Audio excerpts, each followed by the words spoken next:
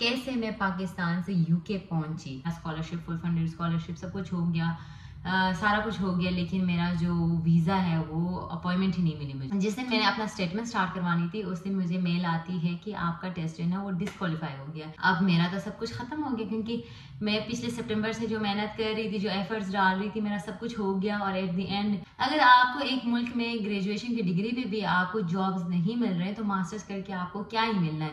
UK के अंदर IELTS required है। कोई भी लोग आपको सिर्फ गाइड कर सकते हैं, आपका हाथ पकड़ के वहां तक नहीं पहुंचा सकते। तो इस वीडियो में आप सबको मिलने वाले इन सारे सवालों का जवाब। हेलो एवरीवन, अस्सलाम वालेकुम and welcome back to my YouTube channel. Another day another vlog. आप देख रहे हैं अनीता सरफराज यूट्यूब चैनल बोल के मैं खुद को अजीब सा, वो पता नहीं किससे मैं ये सीख गई हूँ चैनल बोलना, तो उसके बाद में चैनल ही बोलती रहती हूँ। खैर, इसको इग्नोर करें। तो खैर, आज की जो वीडियो है वो बहुत इंफॉर्मेटिव है, आप सबके लिए बहुत अच्छा। मुझे पता है आप सबने देखा हुआ है, सारा थंबनेल तो देख लिया है, थंबनेल में सब कुछ पढ़ लिया होगा और आप लोगों का आइडिया हो गया होगा कि ये आपकी मतलब की वीडियो है।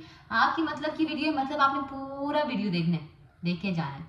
खैर, इस वीडियो में आपके जितने भी सवाल है ना, जितने भी सवाल जो मुझे व्हाट्सएप पे आते हैं, जो मुझे इंस्टाग्राम पे आते हैं, जो टिकटॉक पे आती है, इतने सारे सवाल जिनको मैं अंडरस्टैंड कर सकती हूँ, क्योंकि जब मैं आप लोगों की सिचुएशन में थी, आप लोगों की जगह पे थी, तब मैं ये चीज़ फेस कर रही थी। तब मेरा भी यही हाल था, मैं सबको मैसेजेस करती थी कि यार मुझे भी बताओ कैसे अप्लाई करना, मुझे भी बताओ कैसे अप्लाई करना, लेकिन कोई बताता नहीं था। लेकिन आप लोगों के लिए आपकी दोस्त बैठी हुई है जो आपको एक एक चीज़ बताएगी, एक एक स्टेप बताएगा, लेकिन आप लोगों ने गौर से सुनना है और इस पर अमल भी करना, क्योंकि आप सब, मुझे पता है आप सब जो भी वीडियोस देख रहे हैं उन सबको बाहर निकलना, पाकिस्तान से बाहर आना है, तो काम भी करना पड़ेगा गाइस। ऐसा नहीं आ सकता बंदा, स्ट्रगल करोगे तभी पाकिस्तान से बाहर आ सकोगे। स्ट्रगल नहीं करोगे तो उधर ही बैठ के मेरी वीडियोज ही देखते रहोगे। कैसे मैं पाकिस्तान से यूके पहुंची, तो मेरा जो जर्नी रहा, कैसा रहा, कितना स्मूथ था, कितना हार्ड था, सब कुछ इस ब्लॉग में मैं आप लोगों के साथ शेयर करने वाली हूँ। तो गाइस, स्टार्ट करते हैं मेरी जर्नी के साथ। तो मेरी कुछ जर्नी ऐसी रही कि पिछले 2 साल से मैं बहुत ज़्यादा एफर्ट कर रही थी, बहुत ज़्यादा स्ट्रगल कर रही थी। मैंने अपना गोल बना लिया था अपने दिमाग में, मैंने एक बात डाल दी थी कि मैंने अगर मास्टर्स करनी है तो मैंने बाहर से करनी है, अगर नहीं करनी तो मैंने पाकिस्तान से मास्टर्स करनी ही नहीं।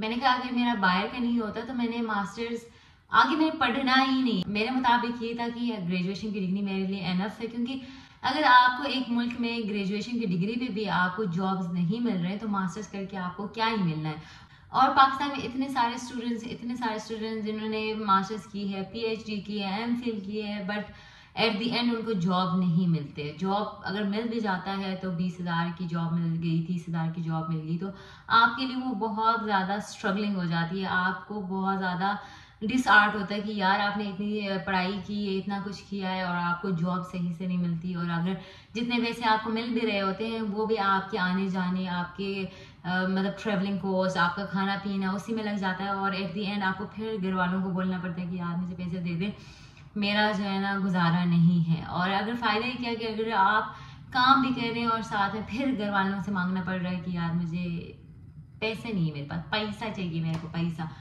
तो खैर गाइज, मेरी कुछ जर्नी ऐसी थी कि जब मैंने बैचलर्स की, तो बैचलर्स करने के बाद मैंने दिमाग बना लिया था कि मैंने ना स्कॉलरशिप पे अप्लाई करनी है और मैंने बाहर जाना है। मैंने कहा कुछ भी हो, मैंने बाहर जाना है। अब पहले 1 साल मैंने इटली में लगा दी। मेरा स्कॉलरशिप, फुल फंडेड स्कॉलरशिप, सब कुछ हो गया, सारा कुछ हो गया, लेकिन मेरा जो वीज़ा है वो अपॉइंटमेंट ही नहीं मिली मुझे। अपॉइंटमेंट मिली ही नहीं। 1 साल पूरा मैंने वेट किया, मैंने कहा इटली का हो जाएगा, क्योंकि मेरी फुल फंडेड स्कॉलरशिप थी, साथ में स्टेपन भी थी, सब कुछ था। लेकिन मेरा जो वीज़ा का अपॉइंटमेंट डेट है वो मुझे पाकिस्तान में मिल ही नहीं रहा था। तो मैंने 1 साल पूरा उसका वेट की, साथ साथ मैंने इधर उधर और ज़्यादा सर्च की, स्ट्रगल की कि यार मुझे बस कहीं ना कहीं और मतलब देखूँ। तो मैंने कहा चलो इटली है मेरे पास ऑप्शन, लेकिन मैं साथ में दूसरा भी कोई ऑप्शन रख लेती हूँ ताकि अगर ये नहीं होता तो मेरे पास एक और ऑप्शन हो। फिर मैंने क्या किया, मैं गई गांव में घूम फिर के थोड़ा सा एंजॉय करके वहाँ से जब मैं वापस आई तो मैंने डिसाइड कर लिया था कि अब इटली नहीं, अब मुझे किसी और कंट्री जाना है, और उसके लिए मैंने एफर्ट स्टार्ट की। फिर मैंने पिछले साल सितंबर से मैंने यूके के लिए स्टार्ट की, मैंने यूके के लिए सर्च करना स्टार्ट किया। मैंने कहा कि अच्छा यूके के लिए क्या क्या चीज़ें चाहिए, कैसे हम जा सकते हैं। तो एज़ यूजुअल आप लोगों को पता है कि यूके आने के लिए सबसे पहले आपके पास आइल्स होना ज़रूरी है। अगर आइल्स नहीं होगी तो आप लोग यूके में एडमिशन तो हो जाती है, लेकिन अगर आप आइल्स उनको प्रोवाइड नहीं करेंगे तो आपका जो एडमिशन है वो कैंसिल हो जाती है। अब जब मैं यूके के लिए अप्लाई कर रही थी तो मेरा एज़ यूजुअल बाकी सारे जितने भी स्टूडेंट जैसे आप लोग हैं पहले सोचते हैं कि यार कोई ईजी वे हो जिसमें हमें आइल्स ना देना पड़े, उसके अल्टरनेटिव कोई और टेस्ट देना पड़े, और उसके बाद जो है ना हम लोग आइल्स के बगैर मतलब किसी तरीके से आइल्स से बच जाएं और कहीं अप्लाई करें और हमारा काम भी हो जाए। मैं पहले 3 यूनिवर्सिटीज ऑप्शन में रखी थी कि तीनों में अप्लाई करूँगी, जहाँ हो गया तो वहाँ मैं चली जाऊँगी। अब उन 3 यूनिवर्सिटी में से एक यूनिवर्सिटी का ऐसा था कि उनका अपना टेस्ट हो रहा था इस्लामाबाद में ही पीसी होटल में। अब मैं वहाँ गई, मैंने उसका टेस्ट दिया, उसका टेस्ट क्लियर हुआ, और जिस दिन मैंने अपना स्टेटमेंट स्टार्ट करवानी थी उस दिन मुझे मेल आती है कि आपका टेस्ट है ना वो डिसक्वालीफाई हो गया। उसमें कोई रीज़न हो गया था, कुछ एरर्स हो गए थे जिसकी वजह से उन्होंने मेरी टेस्ट को रिजेक्ट कर दिया था। और आप सोचें कि मैं जनवरी इनटेक में आने वाली थी और मेरा वो टेस्ट कैंसिल होने की वजह से मेरा मतलब मेरे पूरा सर से लेके पाँव तक सब कुछ निकल गया था, क्योंकि सब कुछ हो गया था। उस दिन मैं जिस दिन गई थी, जिस दिन से मेरा स्टेटमेंट स्टार्ट होने वाली थी, और उसी दिन मुझे मेल आती है कि आपका जो टेस्ट है वो कैंसिल हो गया। पहले मुझे टेस्ट का रिजल्ट भी आ गया था, रिजल्ट भी सब कुछ क्लियर था, सब कुछ था, लेकिन जिस दिन मैं अपना स्टेटमेंट रखने गई थी उस दिन मुझे दोबारा मेल आती कि नहीं हमने आपका टेस्ट जो है ना वो कैंसिल कर दिया। मे भी उनकी सीट्स पूरे हो गए थे, क्या हो गया था, तो उन्होंने मेरा जो है ना टेस्ट रिजेक्ट कर दिया। अब मेरा तो सब कुछ ख़त्म हो गया, क्योंकि मैं पिछले सितंबर से जो मेहनत कर रही थी, जो एफर्ट्स डाल रही थी, मेरा सब कुछ हो गया। और एट द एंड दिसंबर में मुझे, नवंबर में आई गई, दिसंबर में मुझे मेल आती है कि आपका टेस्ट है ना वो कैंसिल हो गई। मेरा सारा एफर्ट वहीं ख़त्म हो गया। मैंने कहा ये तो अब फिर मुझे 1 साल फिर वेट करना पड़ेगा, फिर मुझे सितंबर इनटेक में जाना पड़ेगा, और फ़ौरन से मैं जनवरी इनटेक के लिए अप्लाई भी नहीं कर सकती थी, क्योंकि मेरा जो है ना दिसंबर में टेस्ट कैंसिल हो गया, तो मैं जनवरी इनटेक में भी नहीं जा सकती थी। तो जनवरी इनटेक के लिए तो फिर दोबारा ऑप्शन मेरे पास नहीं था कि मैं फ़ौरन 1 महीने में सारा कुछ करूँ, एडमिशन कर लूँ और फिर मैं जनवरी इनटेक में किसी और यूनिवर्सिटी में जा सकूँ।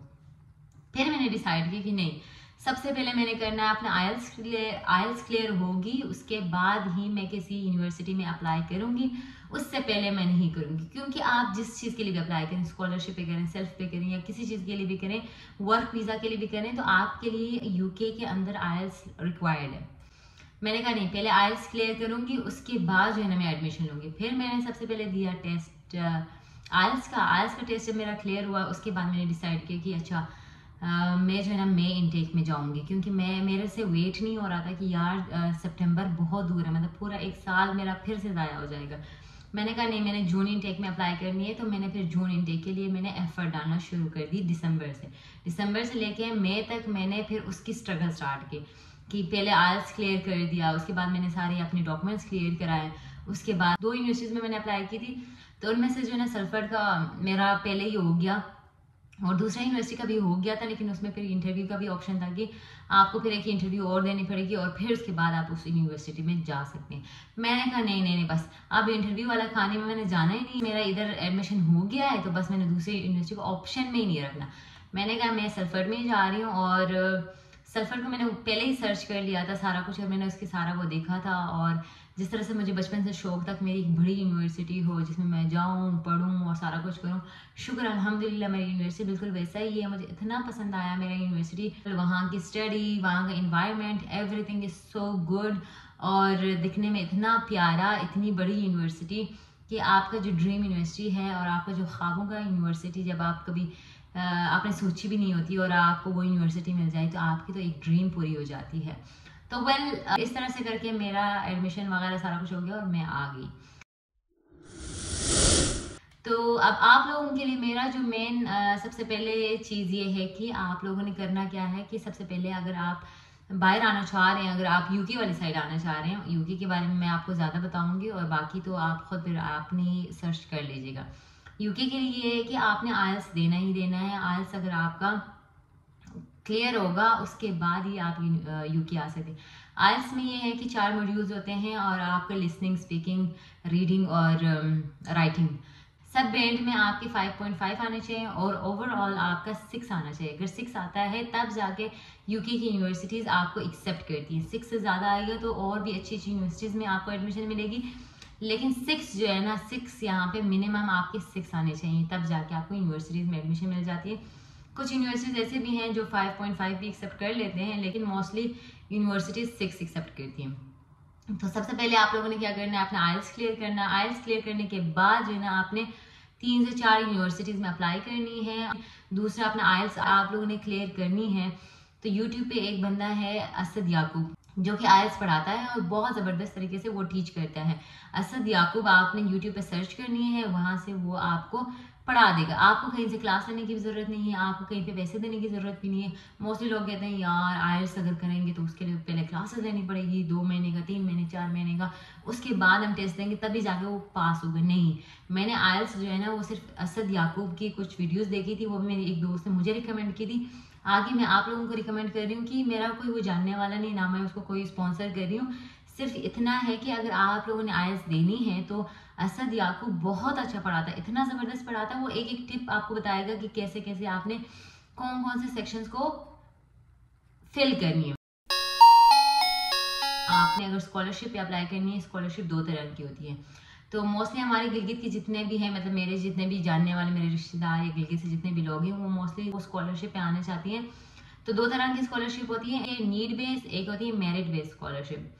तो आप लोगों ने क्या करना है, नीड बेस्ड स्कॉलरशिप पे अप्लाई करनी है, क्योंकि हमारी साइड पे नीड बेस्ड स्कॉलरशिप ज़्यादा इजीली हमें मिल सकती है as compare to merit based. क्योंकि अगर आप लोगों की अगर परसेंटेज इतनी ज़्यादा आई नहीं है और अगर आप लोगों को लगता है कि यार मेरा तो इतने ज़्यादा डिग्री में इतनी ज़्यादा कोई मेरी जीपीए अच्छी नहीं थी, मेरे कोई अच्छा इतना कोई ख़ास परसेंटेज नहीं है, तो मैं कैसे स्कॉलरशिप पे अप्लाई करूँ। तो उसके लिए बेस्ट ये है कि आप नीड बेस्ड स्कॉलरशिप पे अप्लाई करें। नीड बेस्ड स्कॉलरशिप में ये होता है कि आप अपना बैकग्राउंड बताते हैं कि हाँ मैं ऐसे फैमिली से मैं बिलोंग करती हूँ, ऐसी जगह से मैं बिलोंग करती हूँ जहाँ पे फैसिलिटीज़ नहीं है, जहाँ पे हम लोगों को इतनी फैसिलिटीज़ नहीं कि हम एजुकेशन अवेल कर सकें, और इतनी रिसोर्सेज नहीं है, यूनिवर्सिटीज़ नहीं है। जैसे कि हमारे वहाँ पे सिर्फ एक ही यूनिवर्सिटी है, तो ये हमारे लिए एक प्लस पॉइंट भी है स्कॉलरशिप को अचीव करने के लिए।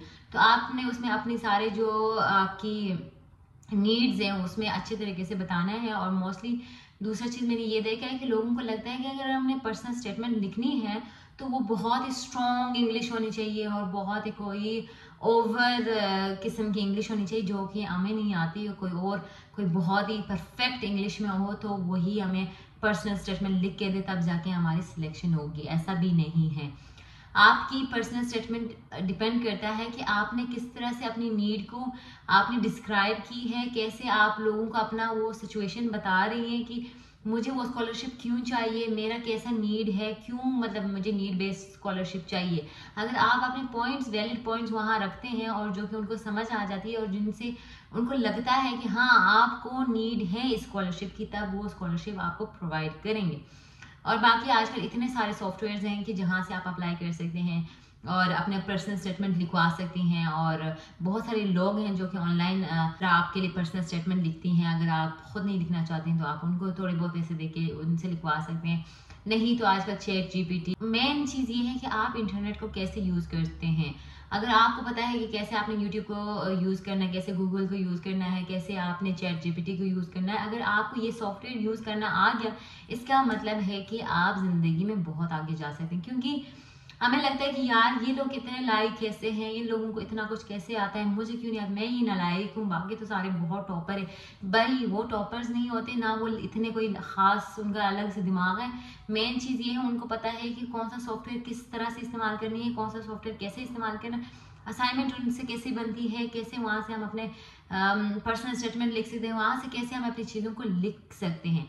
आपने चैट जीपीटी पे डाला, वहाँ से आप बेशक अपनी वर्डिंग्स में उनको कन्वर्ट कर सकती हैं। ऐसा नहीं कि जो वहाँ देखा उसी को कॉपी करके दूसरी जगह पेस्ट कर रही, ऐसा भी मैं नहीं बोल रही। मैं बोल रही हूँ कि उनको यूज़ करना, मतलब उनसे आइडिया लेना आप लोगों के हाथ में है कि आप कैसे एक सॉफ्टवेयर से आइडियाज़ ले सकते हैं और कैसे उसको पेश कर सकते हैं। ये आप पे डिपेंड करता है। अगर ये चीज़ें आपको यूज़ करना आ गया, इसका मतलब है आप अपना पर्सनल स्टेटमेंट लिख सकते हैं। और आपको क्या चाहिए ये मैंने आपको बता दिया कि कैसे आप अपना पर्सनल स्टेटमेंट लिख सकते हैं। तीसरा ये है कि आपकी डॉक्यूमेंट्स डॉक्यूमेंट्स सबसे मेन चीज़ है। सबसे पहला काम है आपका अपने सारे डॉक्यूमेंट्स वेरीफाई करना।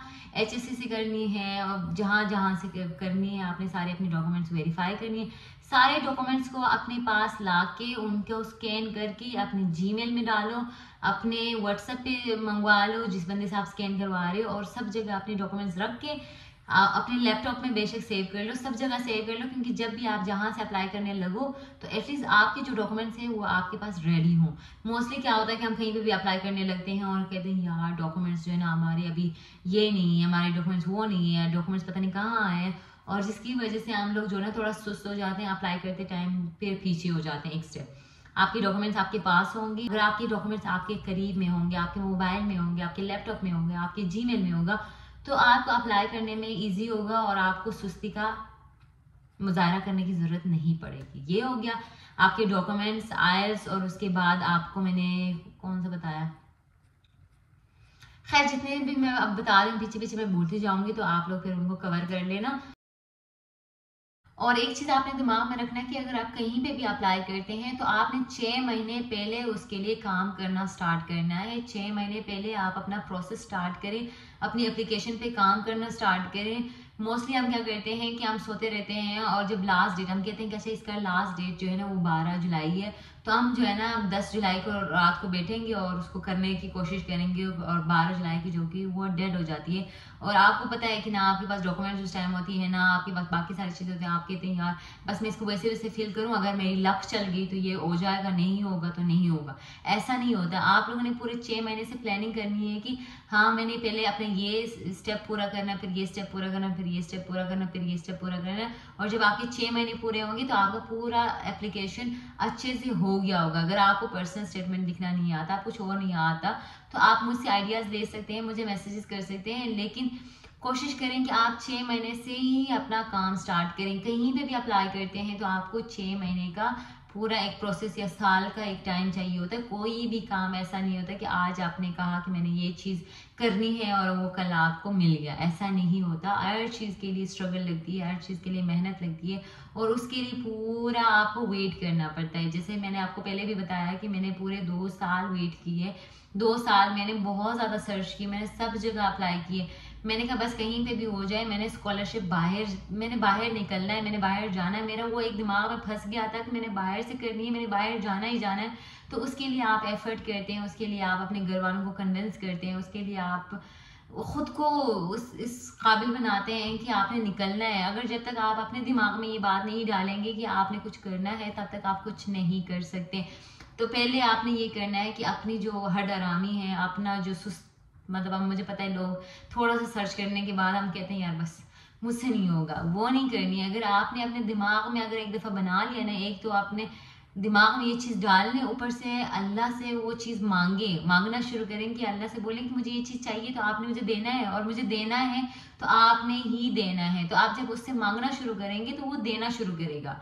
और जब आप हार्ड वर्क करेंगे, मतलब जब आप उसको दिल से चाहेंगे, दिल से उसके लिए फरियाद करेंगे, दिल से वो चीज़ मांगेंगे, तो अल्लाह भी मजबूरन वो चीज़ आपको दे देगा।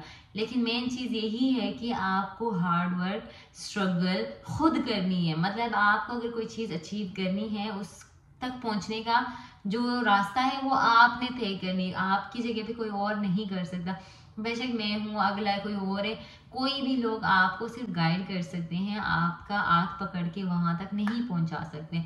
मोस्टली मैंने अपने बहुत सारे दोस्तों को, अपने बहुत सारे कजन्स को, बहुत सारे फ्रेंड्स को मैंने ये बोला है कि अगर अगर तुम सच में इंटरेस्टेड हो बाहर जाने के लिए, अगर सच में तुम्हारा इतना दिल है बाहर निकलने के लिए, तो उसके लिए तुम्हें खुद एफर्ट्स करनी होगी, खुद स्ट्रगल करना होगा, खुद हार्ड वर्क करना होगा। मैं तुम्हारी हेल्प तो कर सकती हूँ, मैं तुम्हें इन्फॉर्मेशन प्रोवाइड कर सकती हूँ, मैं तुम्हें चीज़ें बता सकती हूँ, लेकिन तुम्हारे जगह का काम मैं नहीं कर सकती। अब मैं एक बंदे के लिए उसका काम करूँ, 2 बंदे के लिए करूँ, 3 बंदे के लिए, मेरे लेकिन सारे इतने दोस्त हैं, मेरे सारे इतने दोस्त हैं, और ऊपर से मेरा इंस्टाग्राम पब्लिक है, मेरा टिकटॉक पब्लिक है, उस पर इतने सारे लोग आते, इतने सारे लोग आके मुझे मैसेजेस कर रहे हैं कि प्लीज़ प्लीज़ हमें भी बताएं, हमने भी बाहर आना है। तो आप खुद अंदाज़ा लगाएं कि एक बंदा जो खुद अभी आई है एक कंट्री में, जो वहाँ पे हार्ड वर्क कर रही है, अपना खुद एक चीज़ को अचीव करने की कोशिश में है, तो ठीक है मैं आप लोगों को सिर्फ गाइड कर सकती हूँ, आप लोगों की मैं पूरा मतलब जिम्मेदारी नहीं ले सकती। ये बात आप अंडरस्टैंड करें कि मैं खुद भी अभी स्ट्रगलिंग फेज में हूँ। मैं बेशक पाकिस्तान से तो निकल आई हूँ, लेकिन मैं यहाँ स्ट्रगल कर रही हूँ एक चीज़ को अचीव करने की। जो काम करने आई हूँ उस काम में मैं स्ट्रगल अभी भी कर रही हूँ। मैं अभी उस लेवल पे नहीं पहुंची कि मैं अगला दूसरा तीसरा चौथे बंदे का मैं पूरा फॉर्म फिल कर सकूं या उनके लिए बैठ के जॉब सर्च कर सकूं। ये काम अभी अभी मेरे बस में नहीं। लेकिन मैं जितना अपना एक्सपीरियंस है, जितना अपने से, जितना मुझसे हो सकता है उतना इन्फॉर्मेशन मैं आप लोगों को प्रोवाइड कर सकती हूँ। मैंने सबको बोला है कि आप लोगों ने अपना हार्डवर्क खुद करनी है, अपनी स्ट्रगल खुद करनी है। लेकिन मुझसे जब भी जो भी बन पाता है, जो भी मैं बता सकती हूँ, जो भी मैं इंफॉर्मेशन दे सकती हूँ, जो भी मैं आप लोगों के लिए कर सकती हूँ वो मैं ज़रूर करूँगी। लेकिन आप लोगों ने खुद स्ट्रगल करनी है। खुद करेंगे तभी आप अपने गोल तक पहुंच सकेंगे, तभी आप अपने ड्रीम को अचीव कर सकते हैं। तो ये चीज़ आपने अपने दिमाग में हमेशा रखनी है। और दूसरा, आप लोग कहते हैं कि यार हमें यूनिवर्सिटीज़ का बताओ कि किस यूनिवर्सिटीज़ में हम अप्लाई करें। फुल फंडेड स्कॉलरशिप बहुत सारी हैं। अगर आप नेट पे सर्च करेंगे तो आपको बहुत सारे स्कॉलरशिप मिलेंगे। बहुत सारे स्कॉलरशिप के नाम जो है ना वो मैं डिस्क्रिप्शन में लिख दूंगी, वहाँ आप देख के जाके उनको सर्च कर सकती हैं। बाकी ये है कि अगर आप स्पेसिफिक यूनिवर्सिटीज़ में अप्लाई करना चाहती हैं तो आप ये करेंगे, आप लिखे कि यूके की सारी यूनिवर्सिटीज़, टॉप यूनिवर्सिटीज़ के नाम हमें बता दीजिए। सारी यूनिवर्सिटीज़ के आप नाम निकालें और हर यूनिवर्सिटी के अंदर अंदर जाके उनके वेबसाइट के थ्रू उनकी एडमिशन अप्लाई करें। मोस्टली ये होता है कि हम कहीं से कहाँ निकल जाते हैं। इसलिए बेटर ये है कि आपको यूनिवर्सिटी का नाम अगर पता होगा, यूनिवर्सिटी का नाम सर्च करें, उस यूनिवर्सिटी के वेबसाइट पे जाके वहाँ से आप अप्लाई करें। ये हो गया। और मोस्टली लोग मुझसे ये भी पूछते हैं कि यार क्या यूके आना चाहिए, क्या वहाँ पे काम है, या मतलब आना चाहिए या नहीं आना चाहिए। और हर किसी का अपना एक पॉइंट ऑफ व्यू है। मेरे मुताबिक ये है कि किसी भी जगह अगर आप जाते हैं तो किसी भी जगह आपको काम नहीं मिलेगा अगर आप उसके लिए हार्डवर्क नहीं करेंगे, अगर आप उसके लिए एफर्ट नहीं डालेंगे तो आपको कोई काम नहीं मिलना। लेकिन अगर आप कोशिश करते हैं, आप मेहनत करते हैं, आप इधर उधर ढूंढते हैं तो हर जगह आपको काम मिलेगा ही मिलेगा। तो यूके भी सेम ऐसा है। मोस्टली लोग कहते हैं कि यार यहाँ पे काम नहीं मिलता, यहाँ पे काम नहीं मिलता, यहाँ पे ये है वो है। लेकिन मेरे मुताबिक ये है कि यहाँ पे काम बहुत है, बहुत काम है यहाँ पे। लेकिन आपका ढूंढने का तरीका आपको पता होना चाहिए, आप कितना उसके लिए हार्ड वर्क करते हैं। मेन चीज सब जगह गोल घूम के आता है कि आप कितना हार्ड वर्क कर रहे हैं, आप कितना उस काम को ढूंढ रहे हैं। सबसे मेन चीज ये है। तो काम बहुत है यहाँ पे। बाकी यूके बेस्ट है, लिविंग के लिए अच्छा है, रहने के लिए अच्छा है। एक्सपेंसिव है, बहुत महंगा है, नो डाउट। लेकिन अगर आप शुरू के 3 महीने अगर सरवाइव कर लेते हैं, उसके बाद आपके लिए आसानियां भी हो जाती हैं। क्योंकि अगर आपको काम मिल जाता है तो आप इतना कमा लेते हैं कि आपने जितना 3 महीने में गुजारा की है उसको अच्छे से सरवाइव कर सकते हैं। नो डाउट जब शुरू में आप आते हैं तो आपके लिए बहुत डिफिकल्ट होता है, आपके लिए सरवाइव करना बहुत मुश्किल लगता है। आपको लगता है कि यार ना काम मिलेगा यहाँ पे, ना मैं यहाँ पे सरवाइव कर सकूंगी। लेकिन जब आपको काम मिल जाता है तब आपको लगता है कि यार बेस्ट है, यहाँ पे काम करना जो है ना सबसे अच्छा है। और ऊपर से आपको यहाँ पे सबसे ज़्यादा बाकी कंट्री की निस्बत यहाँ यूके में आपको सबसे ज़्यादा पे मिलती है। लाइक आपका जो पे रेट है वो बाकी कंट्रीज के निस्बत बहुत ज़्यादा है। तो उसका वो बेनिफिट लें, उसको एक अच्छा पॉइंट समझें और खुद देख लें कि पाकिस्तान में अगर पूरे महीने आप काम करते हैं और यहाँ का एक दिन और पाकिस्तान का पूरा महीना एक बराबर हो जाता है। तो खुद सोचें कि अगर आप शुरू में थोड़ा सा स्ट्रगल करते हैं, चलो 3 महीने स्ट्रगल की, 1 साल स्ट्रगल की, उसके बाद आपके लिए आसानियाँ पैदा होती जाती हैं। और मेरा एक मानना है कि अगर अल्लाह ने आपको इस काबिल बनाए, यहाँ तक लाया है, तो आगे का भी जो स्टेप्स हैं, आगे के जो भी प्रोसेस है वो भी आपके लिए ईजी होते जाएंगे, वो भी आपके लिए दिन ब दिन आसान होता जाएगा अगर आप उसके लिए मेहनत करेंगे, उसके लिए एफर्ट्स पुट इन करेंगे। वर्क वीज़ा जो लोग यहाँ पे अप्लाई करते हैं, वर्क वीज़ा पे यहाँ आते हैं, मोस्टली ये होता है कि अगर हस्बैंड आता है तो वाइफ जो है ना उनकी यहाँ पे आके उनके साथ आके फुल टाइम काम कर सकती है। तो मैं आप लोगों को एक रिकमेंड ये करूँगी, अगर आप लोग वर्क वीज़ा पे आना चाहते हैं तो कोशिश करें कि अपनी वाइफ को यहाँ पे वर्क वीज़ा लगवा लें ताकि हस्बैंड जब यहाँ आए तो वो फुल टाइम वर्क कर सके। क्योंकि जब आप वर्क वीज़ा पे आते हैं तो आपने सिर्फ उसी कंपनी के साथ काम करना है और उतने ही घंटे करने हैं जितने घंटे के पे वो आपको बुला रहा है या वो आपको रख रहा है। लेकिन अगर आपकी बीवी वर्क वीज़ा पे आती है तो साथ में आपको लेके आता है, अपने हस्बैंड को लेके आता है, तो उससे ये होता है कि हस्बैंड टोटली फ्री हो जाता है, वो कहीं पे भी काम कर सकता है, जितने मर्जी घंटे वो काम करना चाहे तो वो काम कर सकता है। और बीवी को ये होता है कि उसने बस उसी एक कंपनी के साथ जाके काम करना होता है, वही 8 घंटे की शिफ्ट होगी, जितने घंटे की भी वो शिफ्ट होती है उसने बस वही करनी है।